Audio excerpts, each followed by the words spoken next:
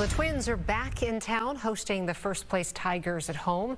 This comes on the heels of some major news that the Pohlad family will not be selling the team. Yeah, still buzzing on social media today. The news getting a big reaction from some of the fans. And sports director Jim Rich was in the clubhouse today, getting a chance to talk to some of the players. All right, Jim, who did you have a chance to speak with, and what did they have to say? We want to know. Well, you know, it's kind of a unique situation, right? This is the employees talking about the boss. So obviously the answers you get are going to be, well, you know, that's not really our business. They take care of the business side. We take care of what happens on the field. But the players that I've spoken to have said that they've not seen a side of ownership where they have cut corners, where they have not given the players what they've needed. And about that sell-off, you recall we talked to Ryan Jeffers on Twins Tuesday, and he said, you know what, we've been good, but we haven't been good enough. And as a result, ownership felt changes had to be made. And so, yes, it cut payroll, but it also perhaps in the long term will make this a better team. I spoke with Royce Lewis in the clubhouse just moments ago about the situation, and he says that the Pohlads are in this to support the players as much as the players are out here trying to win. I have a great relationship with Joe and his family. I really like the Pohlad family. I don't think they've ever done anything wrong in my eyes. I really respect what they do. You know, I think at the end of the day, yes, it is a business, but they truly do want to win. You know, I've talked to Joe before, and he's talked about how he sees the division, and I think at the end of the day, too, like, you know, I'll take some fault. You know, like, I haven't played up to my potential, but I've also been hurt and things that are out of my control, so I just try to do my best every day to get back to that peak, and I'm focusing on that right now. Yeah, and the Pohlads do speak to the players, but not in the public eye. And maybe that's part of the problem, is that there's not that perception that their ownership that is involved in the day-to-day operations of this club. And when you look at the money, that can certainly be argued that the Twins' payroll is one of the lowest in baseball. But without a salary cap, you could keep chasing those top teams and never catch them. So it's a tough situation, and really you could do this story in 20 other major league markets where they feel that their ownership is not spending enough to make the team competitive. So we will see what these new investment groups bring to the table. If it gives the team more liquidity to go out and purchase assets, if it gives the team more flexibility to pursue high-end players. But until those names are out and until we know how much money is being invested in the franchise, we can't really make a decision yet, like so many of the critics on social media have already made up their mind whether this was a good thing or not. Yeah, and as a player, you have to just kind of be wondering, you know, what's this look like in a couple of months?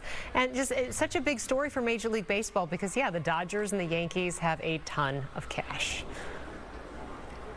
Absolutely. You know, Shohei Ohtani, I used that example the other day. I mean, he makes more than the entire Twins payroll put together, one player in Los Angeles. But the Dodgers also have their games on in Japan, so they get the revenue from there. They're in the second largest media market, so they get all that money.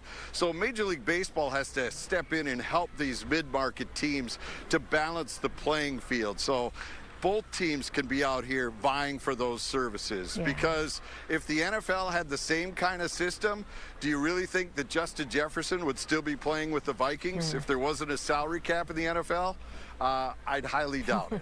So those are the kind of things that you have to kind of look big picture. But, you know, no doubt the Pohlads have some fault in this, how they've presented things, how they've done things, but there's a bigger picture going on here as well that needs to be addressed. All right, yeah, good points. All right. By the way, I just want to say I love all the Fox bosses, by the way. Oh, yeah. Oh, yeah, you have to. Yeah. As long as we're talking employees, talking about ownership. Yeah. We are in the clear here. They're listening. They appreciate your sentiment. Love you guys. Thanks, Jim. All right. Well, as we mentioned earlier, a lot of fan reaction to the news the Twins will not be sold. Yeah, that's the thing about fans. Fans just don't hold back. A lot of people upset about this. Fox 9's Leon Purvis joins us live from Target Field tonight. So, Leon, you spoke with someone who's been pretty outspoken.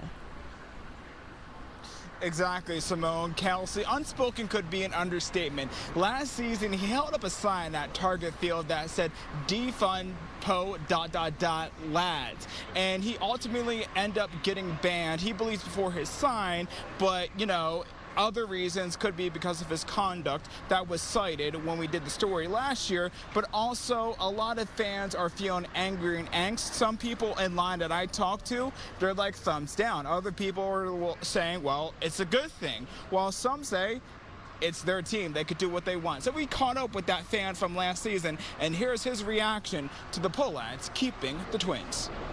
If the Pohlads in the offseason actually decide to open up their pocketbooks, bring in some quality free agents, not like the Harrison Baders or the Trevor Richards or whomever they brought in for pennies on the dollar, if they actually bring in quality players and they start winning again, I will probably start going back to the game.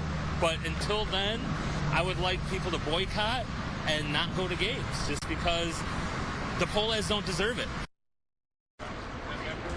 Everyone enjoys supporting a winning team, right? But that particular fan says he'll only go to road games even when his year ban ends. And he plans to boycott until either the team does better or there's a new ownership. So we'll see tonight on what more fans say. For now, we're live from Target Field. Leon Purvis, Fox 9. Wow, his hat and his shirt said enough. Right, it was all out there. Thank you, Leon.